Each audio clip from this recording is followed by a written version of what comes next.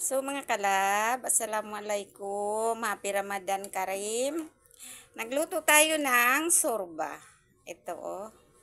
Tingnan to ng mga kalabs, itong sorba niluto ko. Magluluto pa ako ng sambosa, oh, tingnan niyo. Oh. Itong niluto ko kanina, sambosa, oh, inano ko ba? Ginawa ko. Yung iba hindi na nagawa ng sambosa dahil nagka-problema yung dropper. Ito na lang oh. Ito, nagluto ako ng sorba. Ito mga kalabs. Hindi ko alam kung may lasa na to. Kung may lasa kasi hindi tayo pwede magtikim. Ito yung lemon aswad binili ko sa ano.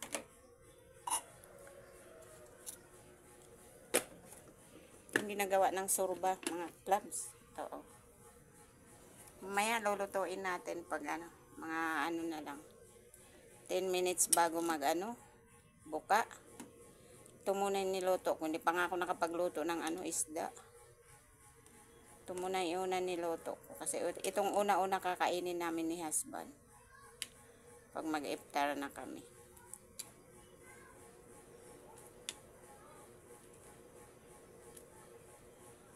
Mga kalabs. Malapit na. 3 na ang fasting natin ngayon. Alhamdulillah. Alhamdulillah mga kalabs.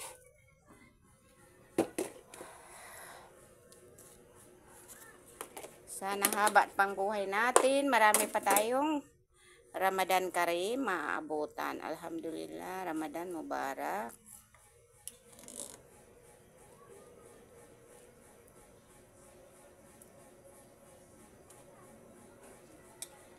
Lutuin muna natin to.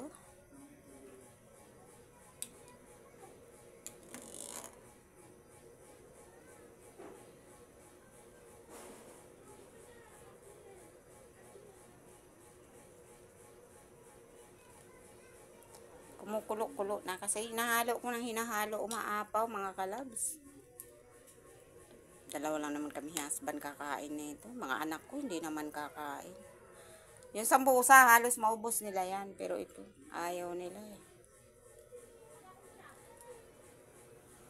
Ayan na mga kalabs. Sorba na sorba talaga. Di talaga ako nawawalaan tuwing puasa mga kalabs. Dito tuwing Ramadan, nagluluto ako. Tamad kasi ako kanina, sobrang init. Bibili sana ako ng basmati rice doon sa Mabini. Kaso lang nakakatamad, sobrang init. Grabe. Mga kalabs, luto na. Thank you mga kalabs. Thank you for watching. Like and share.